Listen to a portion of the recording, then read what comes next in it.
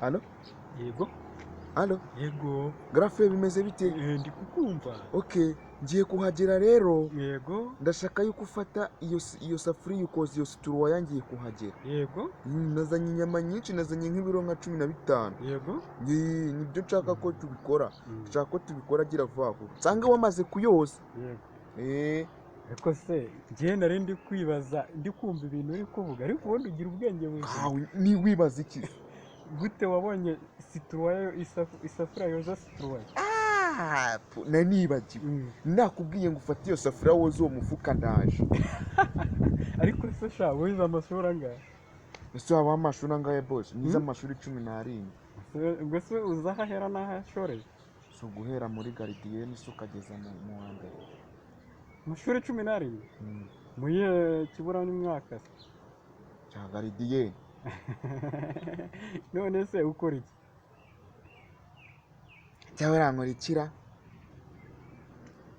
Amba nakubeshye rwose. Hambere ahanga hano turaguraga amashashi ariko ako kazi bakanyirukanye, bambwiye ngo njye nyiga imisumari yacitse ingofero. Imisumari yacitse ingofero se? None se uri umufundi? Wabyihoreye. Ntabwo ndi umufundi. None imisumari yacitse ingofero se kwitana kubaka?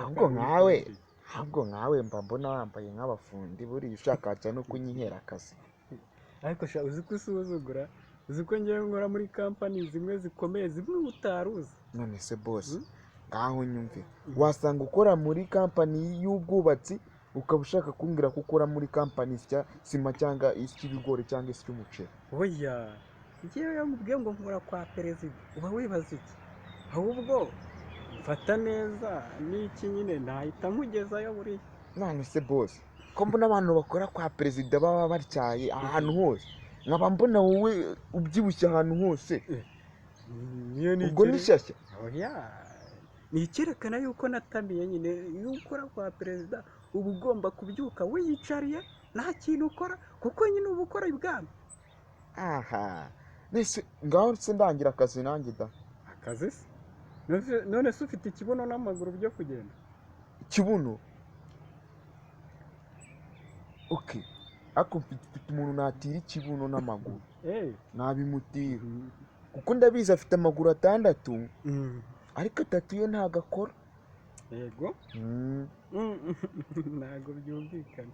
None se hari n'ikindi dusaba. Ufite ururimi ruhengamye urabigira? Ntago ari ibyo mvuga.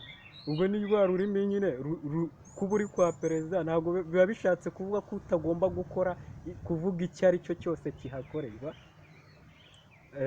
Ariko ubaye uri bavugirije ku munywa nyine, kuko ndi kubona binagusa rero. Ntago wabona ko kazi ndakurahiye muvandimwe. Boss, rekeraho ntago ari